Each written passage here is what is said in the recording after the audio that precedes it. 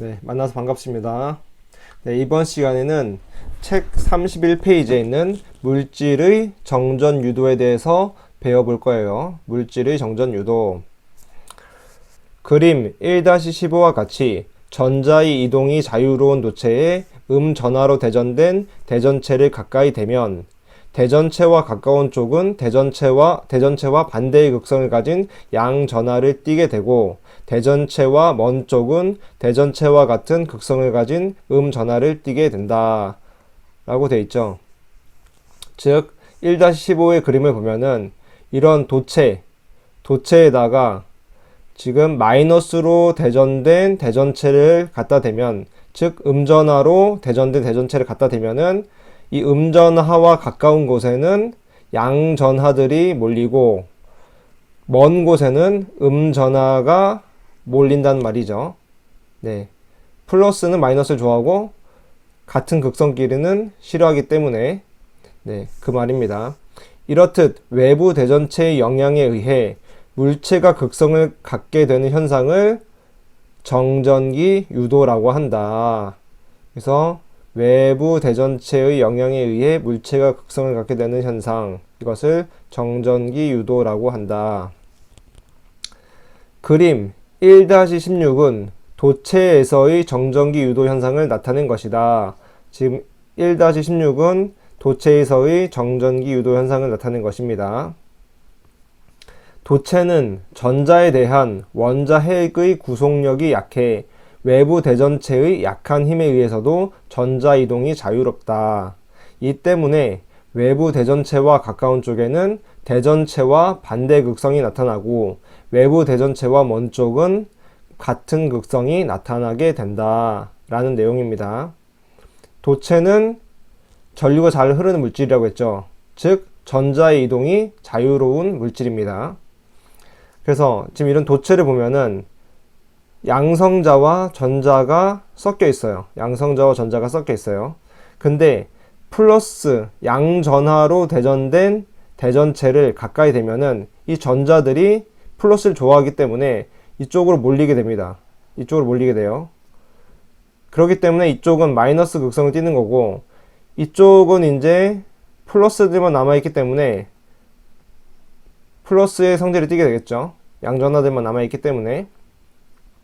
그럼 이제 밑에 쪽 보면은 마이너스, 즉 음전하로 대전된 대전체를 가까이 대면은 같은 극성끼리 싫어하기 때문에 전자들은 이렇게 멀리 도망갑니다.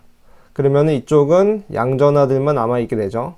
그래서 이쪽은 플러스, 이쪽은 마이너스를 띠게 된다 라는 내용입니다. 이게 도체에서의 정전기 유도예요. 도체에서의 정전기 유도였다.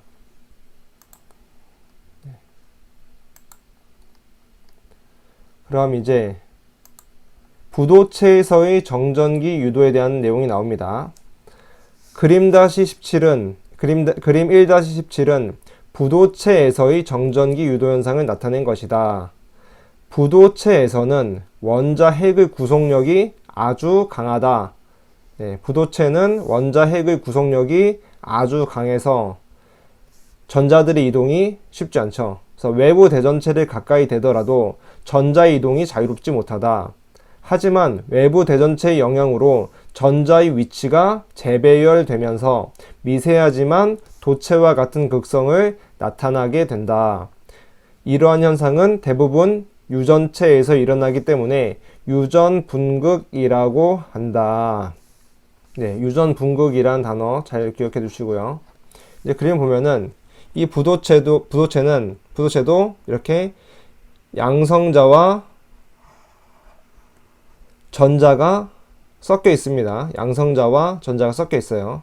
근데 이 전자는 원자 핵에 대한 구속력이 강하기 때문에 이 원자 핵에서 멀리 못 도망갑니다. 멀리 못 도망가요. 그래서 플러스 양전하로 대전된 대전체를 가까이 대도 이 전자들은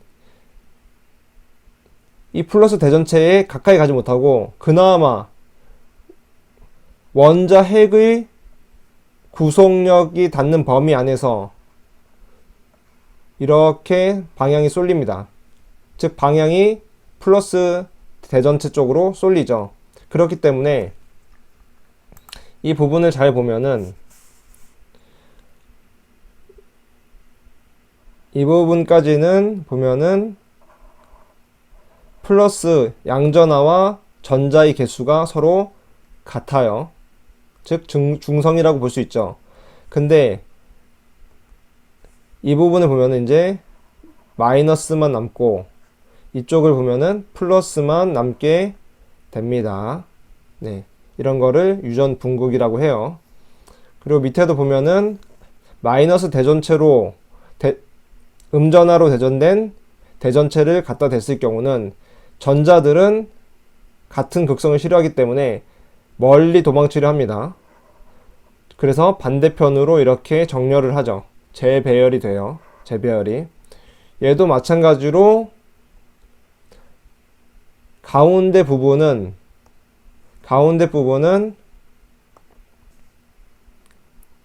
이 부분은 양성자와 전자의 개수가 같아요. 즉 중성이 되는 거죠. 그리고 끝에 있는 이 부분들, 여기는 전자만 남고 이쪽은 양성자만 남기 때문에 플러스 마이너스의 극성을 갖게 되는 겁니다.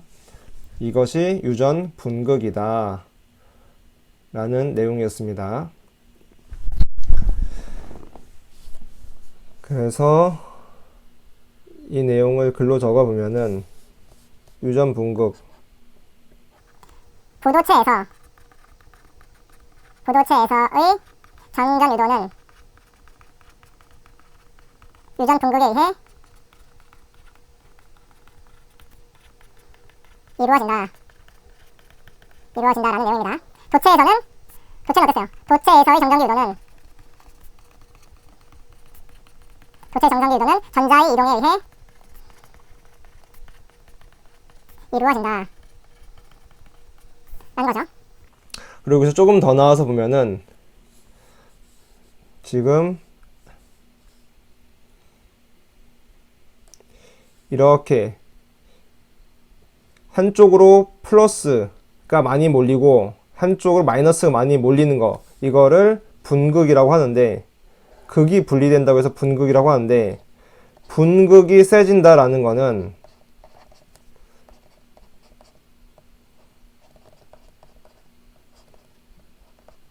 유전율이 크다는 거예요. 유전율이 크다.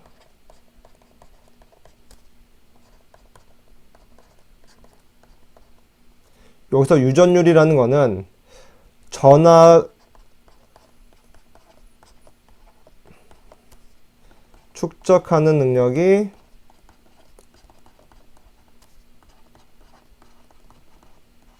뛰어나다라는 겁니다. 유전율을 한문으로 찾아보면은 유가 꿰율이에요. 꿰율. 즉 유혹하다 이런 말입니다. 유혹하다. 전은 전기이겠죠. 전하, 전기. 즉 전기를 유혹하다. 전기를 꿰다. 즉 전기를 많이 저장할 수 있는 능력이 있다라는 거예요. 그래서 유전 분극이 크면은, 즉 분극이 세면은 유전율이 크고 전하를 축적하는 능력이 뛰어나다라는 내용입니다. 이제 다음 페이지에 가면은 쿨롱의 법칙에서 이 유전율이라는 게 나와요. 그래서 지금 이 유전율에 대한 개념을 한번 같이 봤습니다.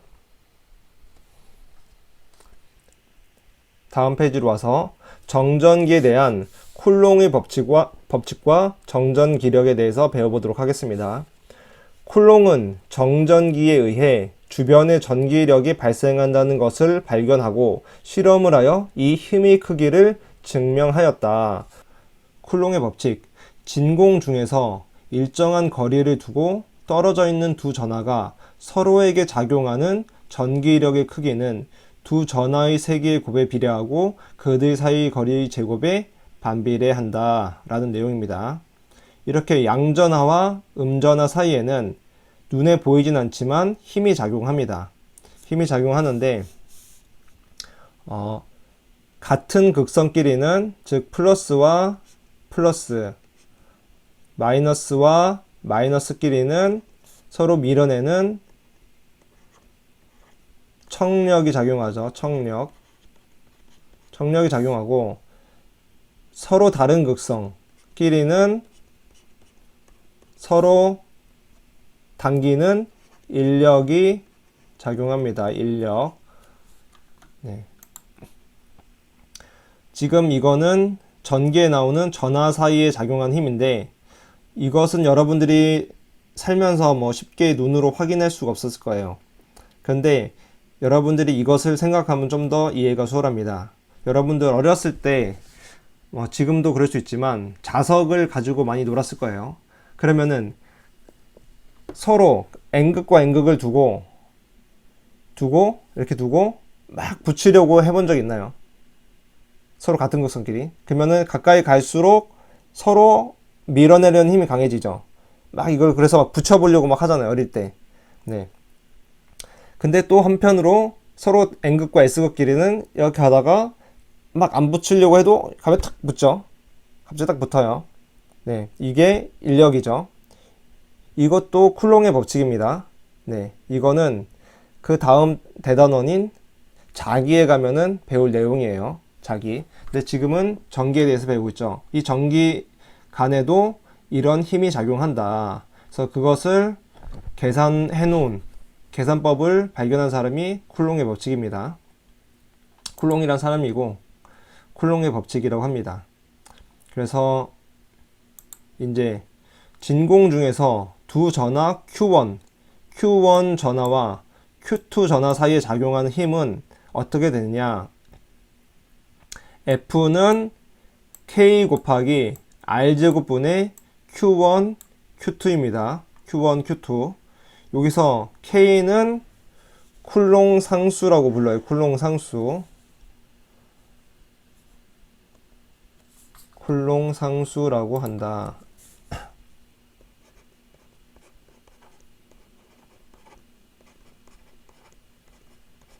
네. 두 개 사이에 작용하는 힘을 보니까 거리의 제곱에 반비례하고 두 개의 크기에 따라서 비례한다. 그리고 이런 K의 값, 즉 쿨롱 상수를 곱해줘서 힘의 크기가 구해집니다. 여기서 진공이란 말이 나오죠. 진공이란 말이 나오는데 이 진공이 왜 중요하냐? 진공에서의 유전율이 8.8854 곱하기 10의 마이너스 12승 페러 퍼 미터입니다. 네. 그리고 이 쿨롱 상수라는 거는 4파이 입실론 제로분의 1이에요. 이걸 계산해 놓으니까 9 곱하기 10의 9승이 되는 겁니다.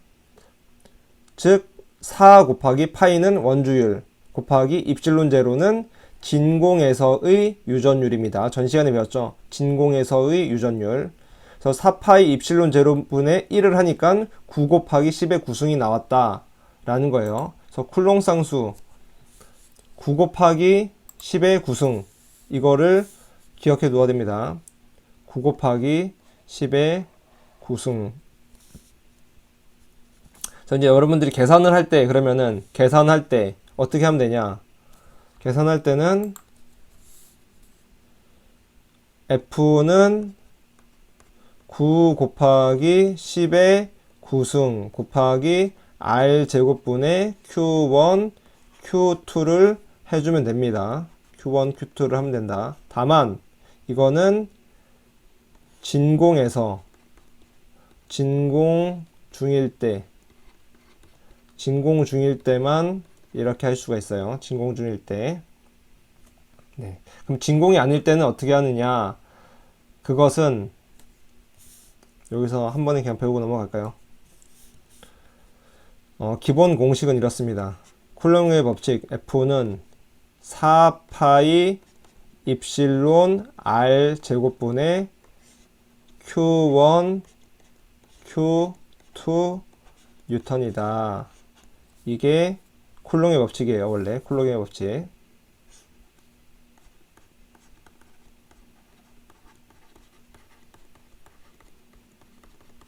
다만 이 입실론의 즉 유전율의 진공에서 유전율 입실론 제로를 진공에서의 유전율이라고 합니다.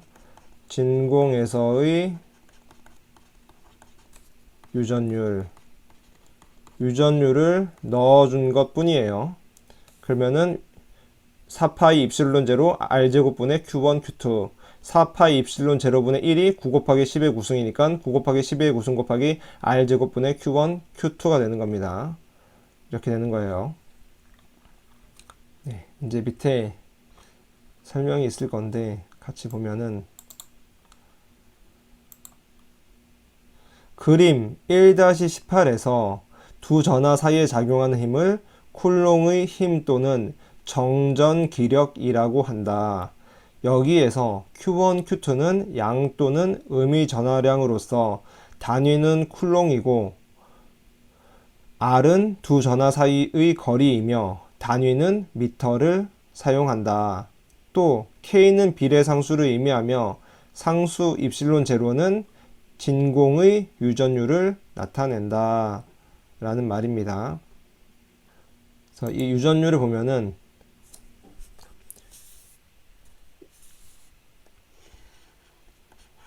유전율은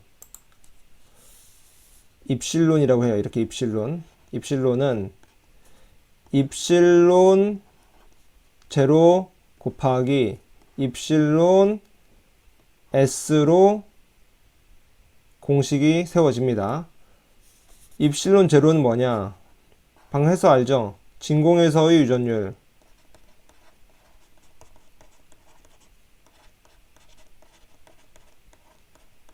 입실론 S는 비유전율이라고 해요. 비유전율. 이렇게 적어두면 됩니다. 그러니까 어떤 물질의 유전율을 구할 때는 이 진공에서의 유전율 곱하기 비유전율 한 값이다 라는 거죠. 즉 진공에서 유전율을 기준으로 이 비유전율이라는 비율을 넣어서 그 물질의 유전율이 나오는 거예요. 네. 그래서 입실론은 입실론 제로 곱하기 입실론 S다 라는 거를 보고 뒷페이지를 보면 또 설명이 나옵니다.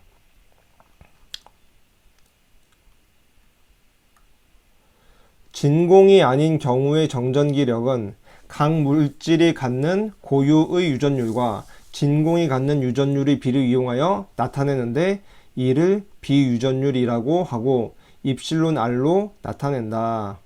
네, 여기서는 입실론 R이라고 썼죠. 그래서 이거는 책마다 좀 다른데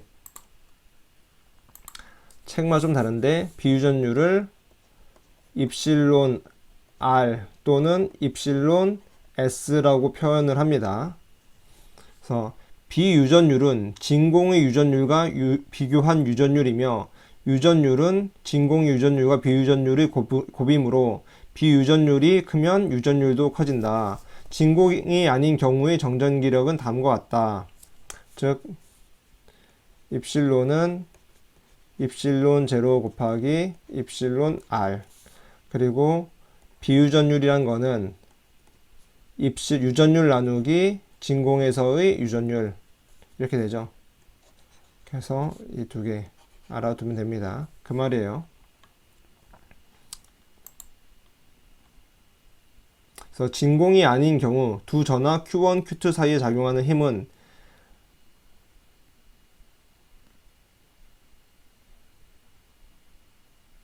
비유전율 분의 K 곱하기 R제곱분의 Q1, Q2가 되죠. 네. 이거는 보면은 아까 4파이 입실론 R제곱분의 Q1, Q2라고 했습니다. 근데 입실론은 4파이 입실론 제로 입실론 R 분의 R제곱 분의 Q1, Q2와 같다고 했죠. 아까 입실론은 입실론 제로, 입실론 R이기 때문에 그러면은 이제 4파이 입실론 제로분의 1이 뭐였어요?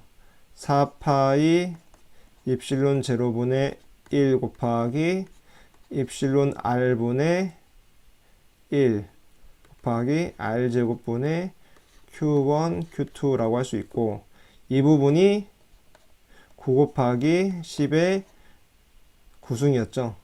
9 곱하기 10의 구승.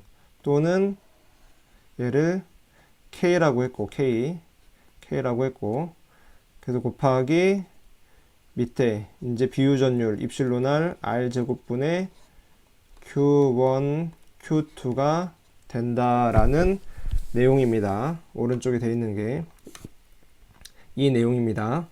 네.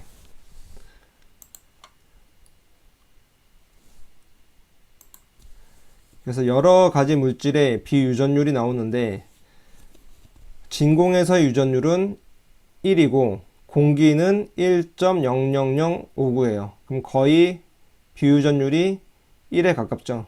네. 그다음에 절연지, 테플론 이렇게 점점 비유전율이 높습니다. 그래서 중류수 같은 경우는 비유전율이 80까지 올라가요. 네. 그래서 비유전율이 크다는 것은 아까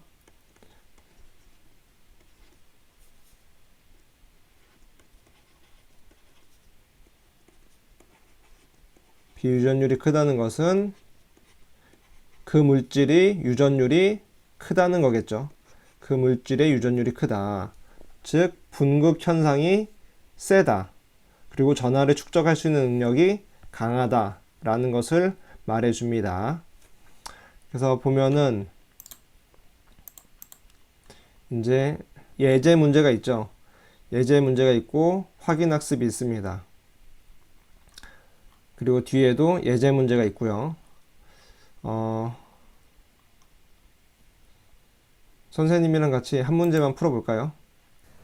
일단 문제를 잘 읽어야 돼요. 그래서 처음부터 읽으면은 진공 중에서 0.1m의 거리를 두고 거리가 0.1m예요. 여기서 중요한 거 단위 정말 중요합니다. 단위가 뭐예요? 미터예요. 네, 킬로미터로 하면은 계산할 때 0.1 곱하기 10의 3승을 넣어야 됩니다.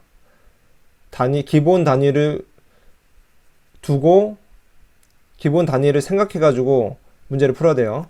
거리 두고 3 마이크로쿨롱 그럼 몇이에요? 3 곱하기 10의 마이너스 6승이죠. 이 전하량을 가진 양전하 두 개가 놓여 있을 때 양전하 두 개라는 거는 같은 극석끼리는 서로 밀어내는 청력이 작용하죠. 청력. 두 전하 사이에 작용하는 정전기력의 크기와 작용하는 힘의 종류를 알아보자. 작용하는 힘의 크기는 청력, 정전기력의 크기. 일단 진공 중이니까 딱 9 곱하기 10의 구성이 나와야겠죠. 4파이 입실론 제로분의 1에서 9 곱하기 10의 구성이 나와야 될 테고, 거리의 제곱이니까 0.1m, 즉 10의 마이너스 1승, 10분의 1이죠. 거리의 제곱분의 3 곱하기 10의 마이너스 6승 곱하기 3 곱하기 10의 마이너스 6승. 여기가 Q2 자리, 여기가 Q1 자리죠. 이렇게 해서 계산을 하면은 8.1 뉴턴이 나온다라는 말입니다. 그래서 여러분들이 문제 풀 때 항상 신경 써야 될 거는 단위들을 잘 신경 쓰세요. 단위. 그리고 어떤 물질 중에 있는 내용인지, 진공인지, 또는 밑에 있는 절연지, 테플론, 절연유 이런 것들인지 잘 알아둬야 됩니다. 그리고 이 표는 외울 필요가 없습니다. 그리고 나머지 예제도 한번 풀어보고 선생님이 주는 문제를 풀어보도록 합시다. 네, 그럼 다음 시간에 만나요.